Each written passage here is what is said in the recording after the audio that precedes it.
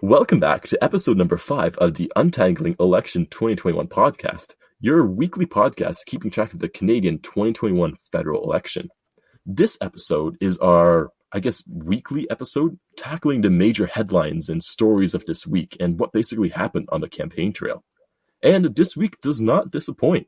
While there haven't been any particularly notable incidents in the campaign trail itself, perhaps most notable is the polls.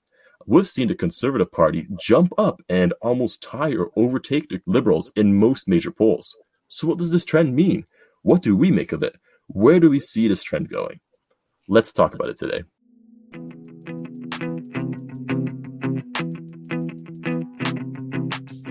Today, I'm joined with two people for the first time in this podcast series, Kevin and Ryan, both of whom you've heard from if you've been following this podcast. Kevin, you do the honors. All right. My name is Kevin. I am a 24-year-old accountant, but I've been following this election very, very closely. I've always been interested in politics, and there's nothing really too much like Canadian politics with its volatile swings and interesting headlines. Nice. Ryan, how about you? Who are you? I'm Ryan. I'm a soon-to-be 24-year-old grad student. I'll be starting next month in international affairs. So I've always been really interested in history and politics. And as a Canadian who's lived more of my life outside of Canada, I've been really trying to get back into Canadian politics, try to understand my country better. And finally, I'm Simon. I am also a 24-year-old recent student. I recently graduated with a master's degree in international relations, but I've always had a deep interest for Canadian politics and just connecting with people and having good discussions on these matters. Hence why I listen to a podcast featuring my beautiful voice today. So, guys, do you guys remember the first time we all met each other in the room for the first time? I believe it was the first Model UN conference I've ever done. Yeah, I remember very clearly. Mm-hmm. I represented the European Union, and I think Simon represented Turkey, and he spent the entire conference just pressuring me to accept him into my privilege. Oh yeah, that's right. You remember that, right? I was gonna jog your memory by just shouting Turkey into the EU somewhere and seeing if Kevin would instantly disconnect or not. God. Would you say we've matured since then? No. Questionable. Minimally. Still out on that, I think. Well, We're better speakers. I hope That's so. it. I think, Kevin, you were saying you've matured because you've been telling me that this last week you've been eyeing up the Conservatives a bit more. Where do you typically lean politically? Well, I typically like to think that I am kind of like a center left-ish voter. I think I have gotten less left-wing after, being in a business program in 5 years. I know that sounds really stereotypical, but it's kind of true. And you're right. I think I have told you that I have been eyeing up the Conservative platform a bit more due to, I guess, several reasons that I guess this throughout the podcast I will try to allude to. But yeah, you are right. And I would like to think that I'm probably one of the more swingy voters that this election will be targeting. So because I don't really like just voting for one party by itself. I think that's kind of like a stupid way to think about politics. So each party should be evaluated based on their own credentials every election, in my opinion. Yeah, and I think your statement about you saying you're one of the more swingy voters kind of holds true, because the reason why I wanted you and Ryan on this podcast episodes because I both thought of you guys as some of the ideal swing voters. You both didn't really have your minds made up, some rational thinkers. What about you, Ryan? Where do you typically lean? Do you think this assessment fits you? So yeah, I'm kind of maybe slightly opposite of Kevin in that, also swing voter, but instead of liberal to conservative, I would be leaning liberal to NDP, but also very similar to Kevin in that I don't identify entirely with any of the parties. I think parties offer so many different things, and to stick by one, I can't find it in myself to do that, because there's always something I don't like about each of them. And that's why I'm hoping, honestly, this election we get more of a coalition government. I'm a big advocate of coalitions. I think that's the best way to run a democracy, because you get the widest net cast of people whose voices are more important, and cornerstone of democracy is compromise, and in coalition governments you have to compromise. So that's what I'd hope to see from this election ultimately. Yeah, it's an interesting trend we've been seeing, especially, I guess, I remember when Kevin and I did the first episode in the series, and it was similar when we did the second, Ryan, you and I together. The polls were very much leaning towards a heavy emphasis on either the Liberals winning a minority or an outright majority. And in the past few days, that does not look like it's been the case anymore. Ryan, do you want to go over a bit about the shift that has happened? Yeah, so we've seen a significant shift in the polls. Basically, the Liberals have been bleeding heavily this week, and the Conservatives have been apparently taking up those prospective votes. Now, like the reasons for that, there's a lot, I'm sure. A lot of factors going into it, but I think one of the main ones is just the Conservatives are running a tighter campaign than the Liberals are. The Liberals, kind of, we talked about the last episode I was on, how they had a really slow start, and I think that's really biting them right now. Like we're seeing the kind of results of that strategy. Now, who knows? Maybe it's still it's the long con. Like maybe it'll play out by the time the last couple of weeks of the election come in, because ultimately poll numbers don't really matter until the votes are actually cast. So it happens time and again across many different countries where you see the polls say one thing and then the end result is something a little different. So we'll have to wait and see.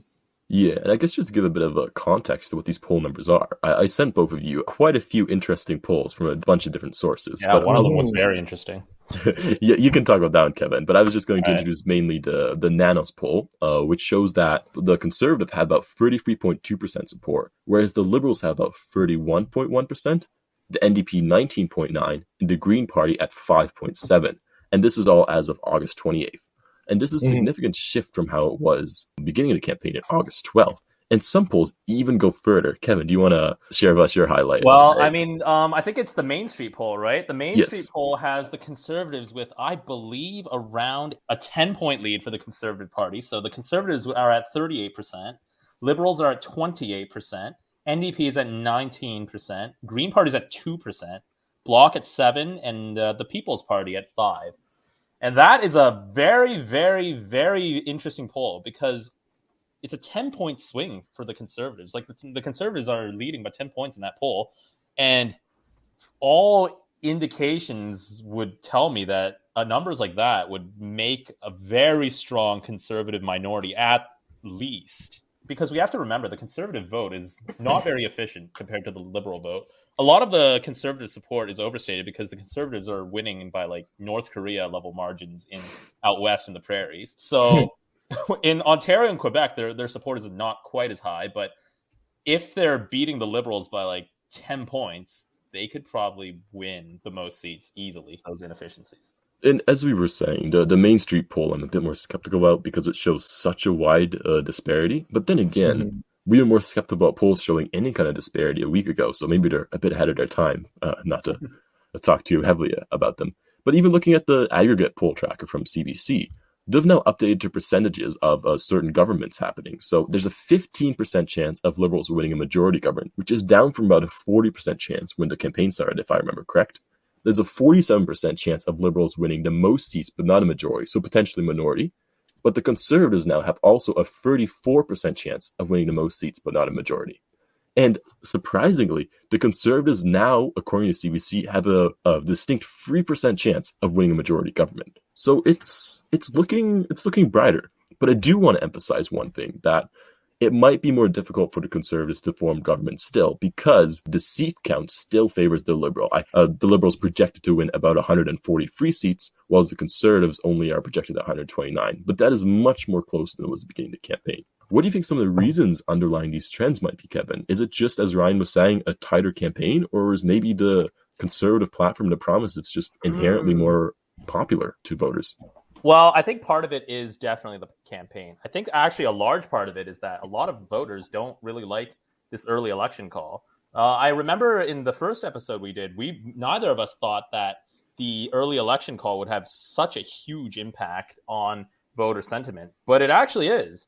Like I've heard anecdotally from a lot of articles I've read from people on the campaign trail have said that a lot of voters are not happy with Trudeau about this election call because I think it might be because Trudeau before this election was all about, sunny ways, being the idealist politician, being like above the nasty Conservatives, like a stark contrast to the nasty Harper years. But then this election is just like such a cynical power grab attempt from the Liberals that it kind of like tarnishes that image a lot. And that really does cut into that sort of image that Trudeau had. So part of it is the early election call. Part of it is also the fact that the Liberals haven't even released their platform yet. And the Conservatives and the NDP have both made pretty bold promises in their platforms. And finally, I think the Liberals have kind of missed the ball with this election's big issue. They thought that this election's big issue would be COVID and how we're going to recover from it. But turns out this election's big issue right now, from what I see, is housing. And the Liberals have a terrible, terrible record on housing. Mm-hmm. In the 6 years that the Liberals have been in government, housing prices have pretty much exploded. And for our generation, it's becoming very, very difficult for us to think about owning a house unless we have rich parents. So, and on that record, the Liberals have had 6 years to fix the housing crisis, and they haven't really done anything with it. So that is actually probably the main reason why I'm looking at the Conservatives right now, because the Conservatives do have a pretty good housing policy of building like 1 million homes, and also I think a tax on foreign buyers of like 20%. Something like that. The Liberals also have a housing policy, but I don't really trust them to implement it because they've had 6 years and they haven't really done it. So that's my thoughts on why the Liberals have been kind of slipping. Some good points there. Ryan, any thoughts, any reactions to what Kevin was saying? Yeah, like I agree with Kevin a lot.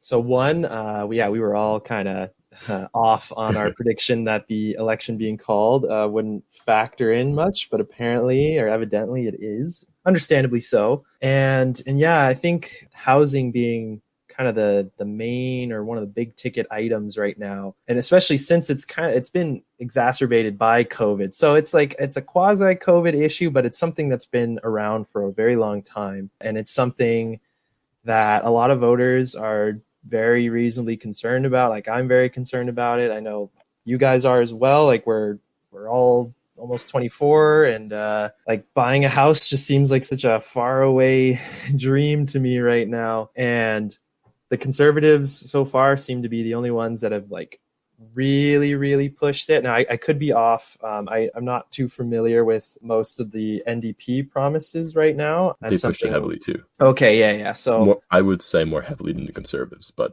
okay, yeah, that's good then. And yeah, so I think that even more reflects then how the Liberals have really dropped the ball on that. Like, and as Kevin was saying, like, they've had 6 years to do something about it, and what have they really done? Like, it's not much. So other than like a 1% tax that was proposed in the 2021 budget, which who even knows if that's going through now.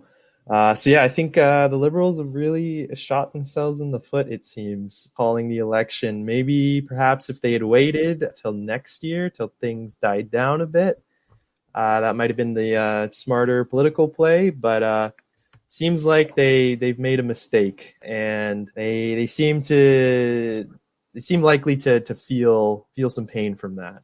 Yeah, and I think part of it too is that just at the Conservative platform, as Yusuf and I talked about the other day in our episode, it was just kind of unexpectedly left-leaning. A lot of the basically what we were saying is that if the Conservative platform was released 10 years ago, it would have been a Liberal platform. That's how, I guess, socially progressive a lot of the policies are, and many of the promises in there, it's basically a spending platform. It's not really going about to save money. It says to balance the budget, but not going to do that. So there's a lot of promises which really resonate with many of swing voters who might initially have thought, hey, the Liberals might be the best option for me. I'll say this, it certainly has resonated with me because, and Aaron O'Toole has also portrayed himself as like more of like a centrist than Andrew Scheer or Stephen Harper. So there's also that. Yeah, I do think his message, I think we'll get into their image in a quick second when we talk about the NDP as well, but I think they haven't been fumbling as much as we typically expect the Conservatives to. Yeah. I think one last question in this segment, I guess, is can the Liberals still make up this ground? Do either of you see the Liberals being able to come back in the next few weeks from these losses, or is it simply just the Conservatives to lose now? I mean, it's a very interesting question. I don't think it's absolutely like out of the picture that the Liberals can make like some kind of a comeback. I don't think a majority is going to happen for sure. That won't happen. I think that's maybe a little too far gone now. But they are going to have to really make up for the losses, it's going to be hard. They're going to have to, one, just make more concrete promises, stop trying to rest on the fact that of pandemic handling popularity, which is what seems to be the strategy right now, which just does not seem like a safe bet. I think they're really gonna have to tighten up the ship. Is that the term? I don't know, but so it's really gonna come down to these next few weeks to make up for the loss. I actually kind of disagree with Ryan here. Okay. I think the Liberals could easily come back from this. Like, people forget that in 2019, like right after the blackface photo of Trudeau dropped, like the Liberals were in a pretty bad situation. Like, I'm just looking at the Wikipedia article on the opinion polling for 2019, and there were like spots where the Liberals were down like 7 points or like 5 points or stuff like that, which is pretty similar to their position right now, 3 weeks before the election. And in that election, they won a very strong minority. So I never count the Liberals out. Like, the thing with the Liberals is that their vote, again, is very efficient. They have strong bases of support in like most areas of the country, except for Alberta. And I don't know, I still think that a Liberal majority could still be on the cards. Like, 3 weeks is a long time in politics. Like, in 3 weeks, like stuff could swing. I think that the Liberals need to release their platform very soon, though. Because right now, the Conservatives are the party with ideas. The Liberals are not the party with ideas. I don't even know what the Liberals are running their campaign on. But in order for the Liberals to rebound, like I say, they need like some sort of flagship promise to win voters like me back. Something like some sort of federal vaccine passport mandate, I think would be pretty popular with a lot of voters. Because number one, and it would also be very good for the Liberal Party because they're already the party of we got you through COVID.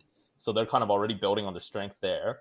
And something to address affordability and inflation rates. For most people, that's also an area of concern. The Liberals can come back from this. I don't think that early campaigning is extremely relevant. But I do think that the Liberals need to do something soon in order for them to come back.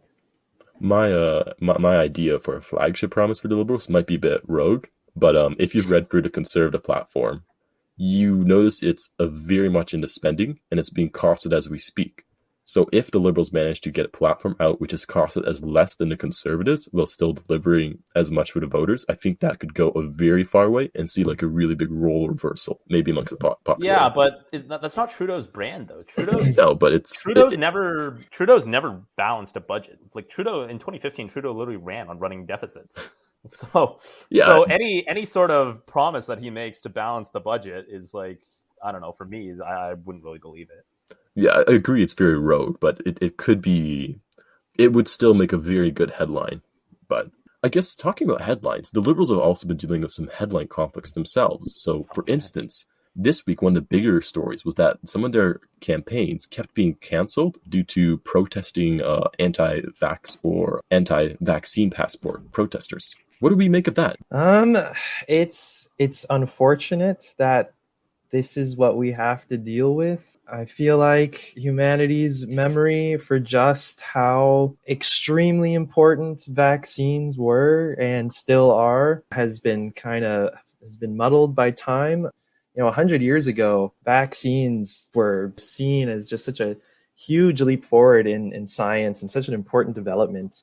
And they've saved so many lives. Like, that's something that we don't really appreciate in modern times anymore, is just how deadly diseases used to be. And I mean, they still are today, but like, especially back then, most wars, it wasn't battlefield casualties that killed more people. It was disease that killed more people. And we really are living in such a unique time in that respect, where in most developed nations, dying of a disease is not something most people ever consider, unless there's special circumstances, sure. But like to think that like smallpox and polio and lots of other diseases used to be such a prevalent thing in society. I think it's really sad that we're kind of at this point where one of the greatest innovations in science is so distrusted and so fought against, which, like, to be fair, there's a lot of distrust around science, understandably so. Like, it's not always a force for good. It's been used and abused and done some pretty awful things in the past as well. So I don't think like this sentiment is coming out of nowhere, but ultimately I think it's sad that this is kind of the reaction, and that it's even happening, that a party has to cancel campaign events because of like threats they're receiving from this group of people. Yeah, I don't know what else to say beyond that. Well, I don't know about you, Ryan, but I prefer dying of tuberculosis when I'm 25. So, well, that's your right. Yeah, exactly. That's my freedom to do so. Okay. Yeah, of course. All right. I agree with everything Ryan said there. I don't really think that needs to be reiterated. Everyone who listens, get your vaccine, so we don't have to deal with this COVID stuff anymore. But on the subject of how it impacts the campaign, well, let's just put it this way: being an anti-vax in Canada is a very, very unpopular position. I think I saw a poll where like 70 or 75% of Canadians want like some like sort of federal mandate on vaccines or something like that, which is in stark contrast to some areas south of the border. Let's just well, who knows? So any sort of anti-vax protest against Trudeau, I feel like would actually kind of benefit his campaign, because it kind of plays into the Liberal Party brand as like sort of the COVID, the party that can take care of COVID. Because obviously if the anti-vaxxers hate the Liberals, then the Liberals must be doing something right with COVID, right? That's kind of the way I'm thinking. And that's partially why I'm still a swing voter instead of being like a conservative voter now. It's because the Liberals have such a good record on COVID, and the Conservatives have kind of been like playing footsie with the disturbingly anti-vax crowd. Like that's, in my opinion, is prolonging this pandemic. Mm-hmm. Yeah, it's an interesting issue that's popped up, and given the success of them being able to close down one of Trudeau's first rallies, I fear that they might try this a few more times in the near future. So we'll see how the Liberal Party responds to in the coming days. Yeah, wouldn't that just generate more positive publicity for Trudeau? Because it's not like this anti-vax position is in any way popular in Canada, and most people would probably read it and sympathize with the Liberals more. Yeah, but I've also seen some people start to critique why is he holding rallies in the first place when they're being canceled because of too many people there, which is what I've seen some of the rhetoric around it being. So there is some rhetoric about, is it even responsible to hold rallies in these times? And I think just drawing more attention to it from having these arrests there might not be beneficial. But I see what you mean, Kevin. It's just that messaging is very difficult to get perfect, as was seen with him calling an election in the first place, right? Yeah. I think we should move on really quick to the other main parties and see what they've been up to. It's not been too much. They've made some headlines. The other few parties haven't been prolifically busy. I know Singh has made a bunch of new announcements on housing and stuff like that. And that might have contributed to a recent Ipsos poll, where it still says that the majority of Canadians, at 45% of Canadians, view Singh favorably. This beats all other candidates, including Trudeau at 41%, O'Toole at 28%, and Paul at 15%. Poor Paul. She's in this, yes. Don't laugh. Alternatively, the unfavorability ranking, so the inverse of this, is also kind of telling. Trudeau has 53% of Canadians viewing him unfavorably, which is quite a number. O'Toole is second place at 49%. Paul is third at 43%. And Singh has a respectable 39% unfavorability rating. What do we think of these ratings? Do we think that the NDP can translate this popularity of their vibrant leader into actual results? I know, Kevin, you've been a bit more critical of this, but Ryan, do you think that there is a chance? I mean, there's always a chance, but it's something they've just never been able to do. Yeah, there's a first time for everything, but if past showings have proven anything, it's the hardest thing for the NDP is to convert popularity for their leader into actual votes. So who knows? Maybe this will be the time they finally strike gold and it really resonates with people. Yeah, that's the thing about COVID. It's such a wild card in a lot of these things, and it might factor into Singh getting votes that he's looking for. One thing I'll say about the poll, like the favorability to unfavorability, seems pretty revealing that this is more so not people are necessarily pro-conservative, but just dislike Trudeau. The numbers between Trudeau and O'Toole are just pretty interesting to me, that O'Toole isn't necessarily looked that favorably upon, but Trudeau is so disfavored that, yeah, like over 50%. It's very interesting, and how that will manifest into the votes. It's a big question, because maybe you dislike Trudeau, but you're still going to vote for the Liberals. I think that is going to be a big factor. Is like, honestly, for me, I'm not a huge fan of Trudeau, but I might still vote Liberal. So we'll have to see. Personally, for me, I never really cared too much about the leaders at all. I'll be honest with you. Yeah. When I vote for a party, I don't vote based on the leader ever. I vote based on what they plan to do for me. So that's why, last election, I voted Liberal, even with Trudeau's blackface and like SNC Lavalin and all his ethics scandals. Like, I didn't care about any of that, because I thought that the Liberal platform last time was the platform that would benefit me the most at that point in my life.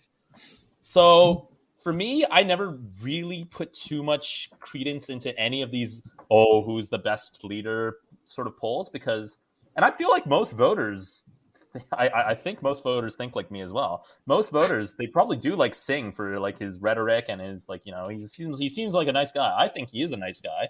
But the problem with the NDP is that their platform is just like not appealing to a lot of people. Their platform has like a lot of issues with like, especially with like, I think the tax and the tax and the economic side of things. They kind of turn a lot of middle class professionals off from their platform, and that's the reason why I don't think that this favorability for Singh will actually translate into any sort of positive impact for the NDP. I will say though that the fact that a Sikh man in a big turban can actually be the most favorably viewed leader in Canada says a lot about Canadians and their tolerance of other cultures. Mm-hmm.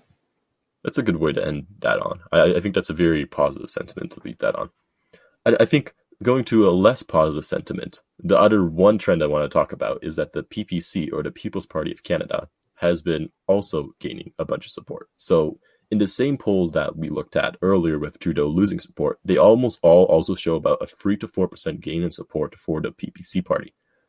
Does this make their exclusion from the debates, which will be soon upcoming and we will do stuff for, does that make their exclusion seem a bit more arbitrary and a bit more unfair? Do you think they should now be back allowed in debates, or is this something we should kind of just try to shove under the rug and hope the crazies don't come at us with pitchforks? Yeah, it's interesting. I'm sure that a lot of that support is coming from that anti-vax crowd. The PPC is definitely by far the loosest on their vaccine policy, promising to not mandate anything.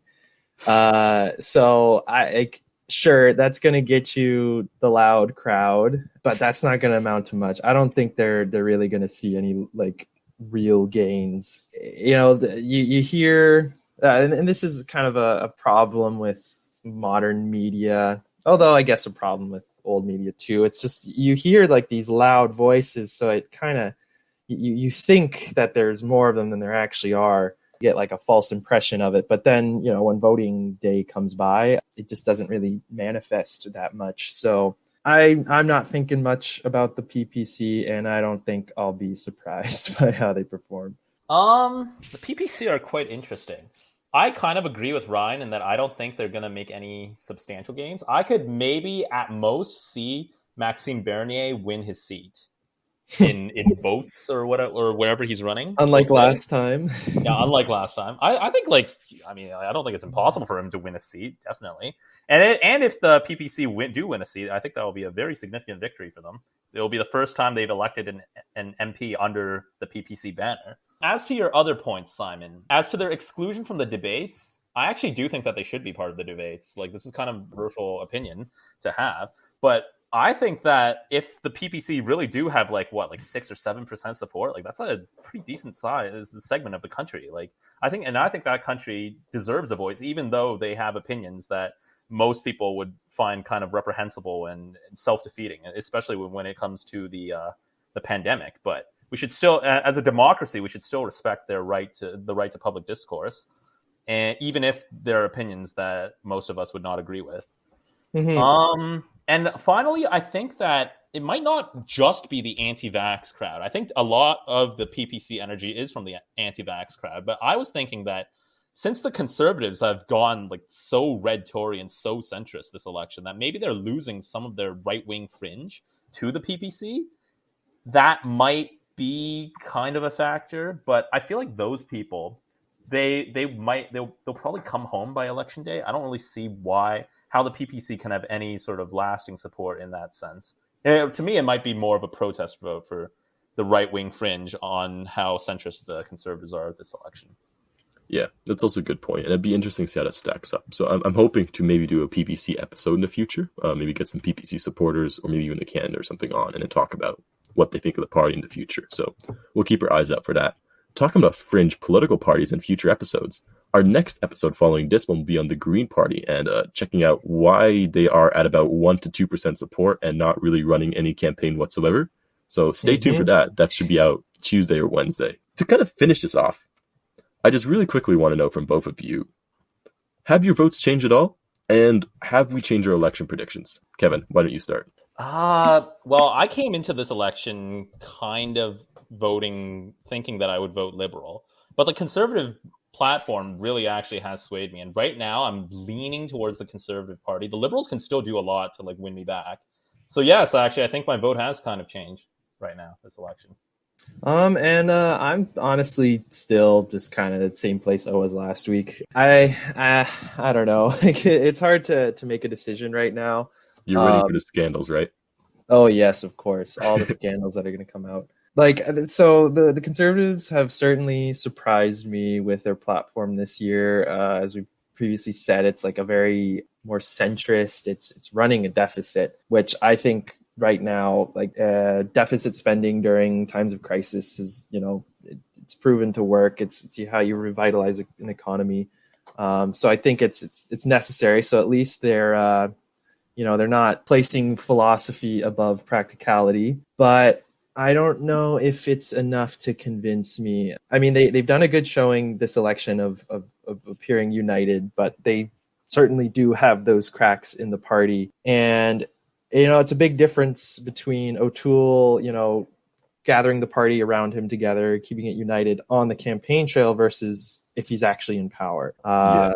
And there's, right before we started recording, or about an hour before we were recording, on Twitter, the Conservative Party under O'Toole actually even released a message which said, if anybody doesn't follow the party line on issues explicitly like climate change, he's going to kick them out of the caucus. So what you're talking about is something that they're worried about losing votes to. So I think it's a very valid concern that many young Canadians have, and which I think Conservative Party analysts have picked up on and are trying to address by posting messages on Twitter. Yeah, because it really is like the big thing for me. I just don't think the Conservatives are taking the environment issue seriously enough. Because we can go on trust, and on. Right? Yeah, and you need trust on it. And I think even if the Liberals are just, kind of lame on certain issues, at least they're trying something. And I think they're going to be more serious on it, as well as the NDP. But I will say, no matter who wins, I think Canada's going to still be in a good place. Like I was saying at the beginning of the episode, I think coalition governments are really good for democracy. It's the sign of a healthy one, because it shows that, one, there's a wide diversity of opinion within the country, and two, that they have to compromise together. They have to work together to solve what are going to be extremely complex and important problems. This next century with climate change is going to be absolutely vital, like what we do right now. So I think that Canada will still be okay. At the end of all this, there's so much emphasis these days on like, if the other side wins, like it's over. We're done as a country, and then the other side thinking the same thing. But the country will be okay no matter who wins. Just remember that. The American is ever the optimist in our conversations, I see. I'm Well, I just mean, more optimistic with Canadian compared politics. to America, I do think our politics are less polarized. Yeah. Like the Yeah. Conservative Party here isn't like that, like extreme. Like Oh, yeah, they're like- so moderate that I'm even considering voting for them. Like Yeah, the exactly. only Like, party that like I would actually be kind of worried about winning would be the People's Party, and no way they're winning this election. So. exactly. There's Yeah. this, like, the conservatives would not be considered conservatives in America, or at least a lot of them wouldn't. So that's a big difference between the two. Yeah. And I guess to kind of wrap it up on our fun personal question, I think we've talked long enough about this week so far. You two play video games, I suppose, right? Yeah. So you know in video games how some have those fun settings menus, right? Where you can see your video game statistics in, like miles covered, distance covered, or like people killed, whatever. Hours played. Yeah. Thank you, KD Kevin. ratio. Yeah, but let's say you could choose any one of those imaginary statistics and see it for the 2021 election campaign. Which one would you see? So, like, for instance, you'd want to see which politician has covered the most distance, for instance, or who has met the most people, or who has, like, appeared in most people's minds. Whatever kind of statistic, imaginary statistic, you could see it in the campaign. Which one would it be? For me, so this one would be very, very telling because I'd expect it to be the same for everybody. But their kill-death ratio, if anyone's got a high one, that might be concerning. I think that's something the people would need to see if one of the candidates just like, well, they've got a 10 KDR. Like, what's going on? What have you been up to? I mean, it is a COVID-19 pandemic, so this might be surprising results to you, right? Yeah, so I think that would be a very telling number. For me, it would probably be something along the lines of total gold earned, because I don't know, like if a leader is very rich himself, I would question whether he could relate to the struggles of the average poor working Canadian. For me, that would be probably the most telling statistic. Is that gold after or before taxes? Well, it would be the same because they dodge taxes anyway. Yeah. I've always been very interested in like seeing like percentage of map covered or something like that, or percentage of Canadians met, to see like which actually met the most, excluding Enemy Paul, who is not leaving Toronto. So let's see how that goes. Well, I think this has been a pretty illuminating episode today. It's been a very interesting week to recap, and I think we should continue doing maybe this format for the next few weeks as we near the election day and see what changes, if the polls recover, if anything else happens. But regardless, if you enjoyed this episode, please drop a like, drop a subscription, share with your friends and family. It's always great to get the word out, get the perspectives out. And stay tuned for episode next time, I think in a few days on the Green Party. And till next time, see you then. Bye. Bye. Bye.